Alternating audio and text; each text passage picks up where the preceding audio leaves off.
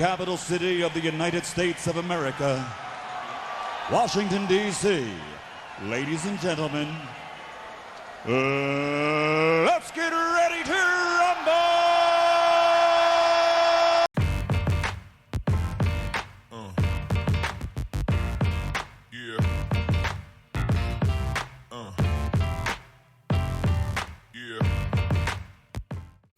We back. Where have I been? Destiny 2 has had its hooks in me. But I was finally able to break free and head out and go see Creed 3. I'm going to say something that's a little bit controversial.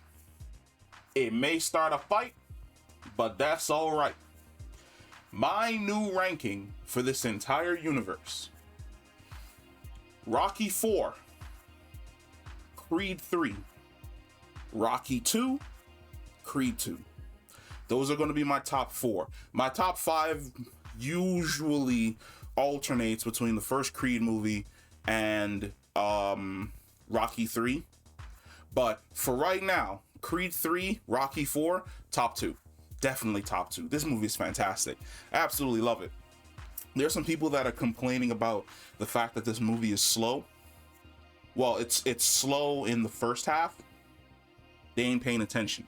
All of that was in the original Rocky movies. In the original Rocky movies, you always spent a little bit of time with the social situation going on between Rock and Adrian and his son. There was always a human dynamic to the story that's being told. Where in the first Rocky movie, nobody wanted to bet on him. You saw that he was a loser. He had flat feet. He probably couldn't box. He overcame that social issue in the ring. The second Rocky movie was basically Apollo Creed not wanting to give him that title shot. Rocky having to prove that he deserved to fight Apollo for real. Him getting serious with Mick. All of this happening on the side, on the social side of the movie before you actually get to the fight. Those dynamics between the main character and the people around him define the character for who he is.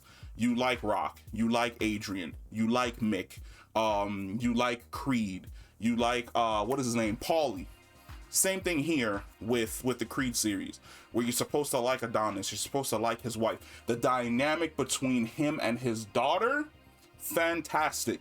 You love to see it. Like, there's a scene that happens with his daughter, and he reacts the way that any father would, which was hilarious when I was watching the movie, because like 4 rows back, I had like these really vocal grandparents. I saw them when I came in. They were like 60, probably 70, and they were making comments throughout the entire movie, cracking me the fuck up. Usually there's people that talk during the movie that's annoying, but what they were vocalizing was basically what everybody in the theater was feeling, and everybody in the theater was laughing. They weren't being annoying with it. It was just certain quips. The situation happens with like his daughter. The grandparents in the back were like, "Yep, I do the exact same thing. You ain't gonna be messing with my baby." Him not wanting to basically deal with his emotions. Every guy resonated with him. We're not really the type to sit down and let people know what's going on inside the back of our head. If you grew up in my generation, we're not hardwired that way.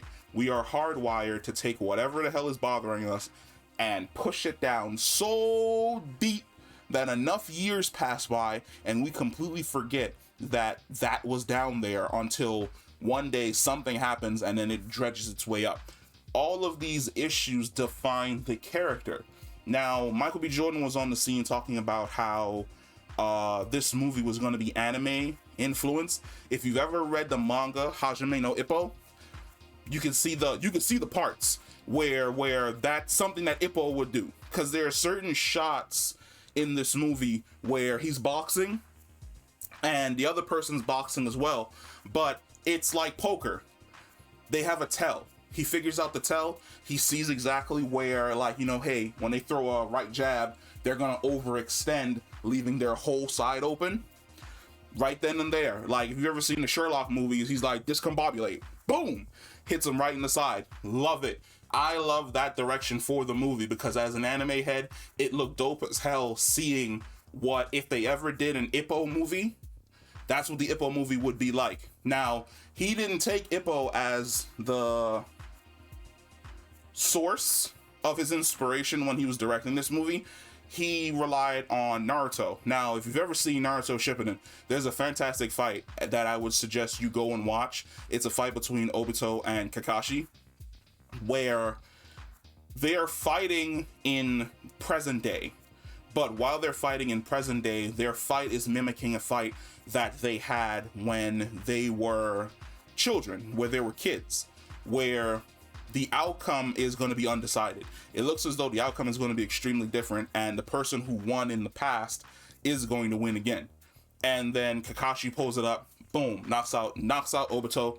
He wins the fight the exact same way he did when they were younger. There's inspiration for that in the fight that happens between both Dame and Adonis towards the end of the movie. Speaking of Dame, my man, Kang, Johnathan Majors, everything I see this guy in, he is gold. Like, he's starting to become for me who Stanley Tucci is. Where when I see Stanley Tucci in a movie, I know Stanley Tucci is going to give me an A1 performance.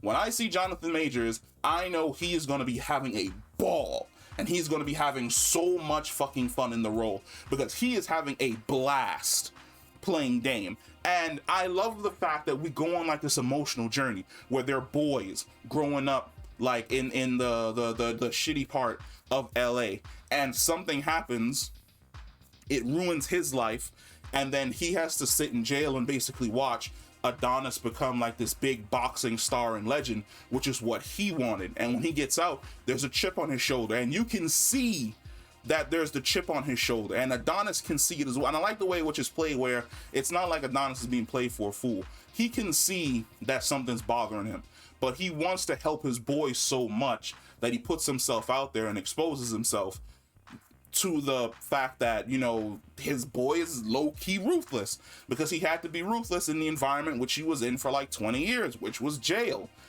Love it. The intensity of his character, love it. I love the way in which his character comes into the ring.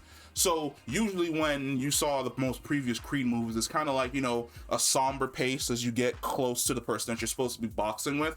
No, like, he is an attack dog. He's on the attack. As soon as that bell rings, he lunges out of his corner, and in like 2 steps, he's in front of you, and he's already sizing you up to just, he's, I made the comment when I was watching the movie, he's Clubber Lang, or should I say, he's the mentality and strength of Clubber Lang inside of Drago.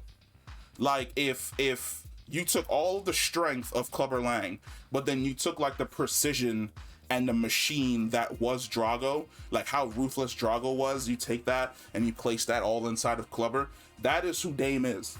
Like, Dame is like the evolved version of Clubber Lang. He is absolutely terrifying. Another thing that I enjoy in this movie, past boxers return. Mickey Conlon from the first movie, he's back. Drago from the second movie, he's back. It's not like the original series where if Rocky beats you, he just instantly sends you to the Shadow Realm. The only person who ever came back from the Shadow Realm was Apollo, and he barely made it, only to like be sent back to the Shadow Realm in the following movie. But Rocky beats Clubber Lang, Shadow Realm. Never see Clubber again. He never boxes again. Same thing with Drago. Rocky beats Drago, Shadow Realm.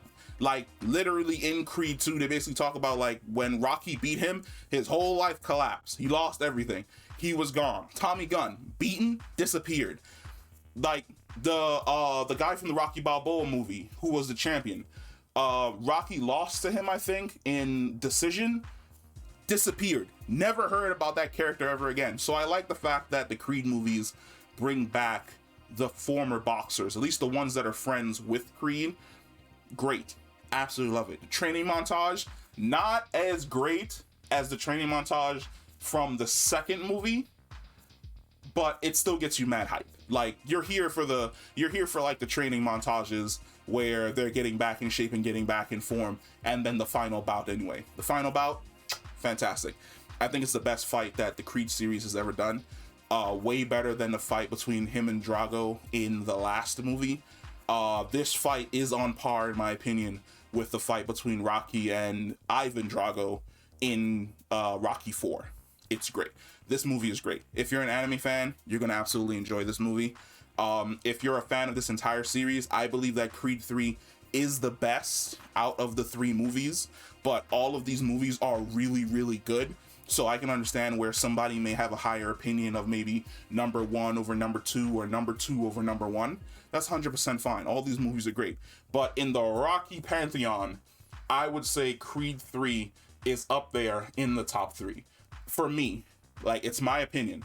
For me, it's my number 2. If I had to watch Rocky, like, my favorite down to my least favorite, Rocky 4, first one I'm watching. Creed 3, second one I'm watching. Then I'll probably watch Rocky 2, and then we're going to watch Creed 2. Like, literally in that order, and then it's a mixed bag towards the end. But, yeah, go and see Creed. It's fantastic. You're going to love it. Michael B. Jordan, like, he came out the gate swinging, and he did a great job for his directorial debut. But what are you still here for? Go watch Creed 3. Give this movie the support it deserves. Give Jonathan Majors the love that he deserves, because like I said, he's been killing it this year. Everything he touches turns to gold. I absolutely love it. And I will catch you in the next one. Peace.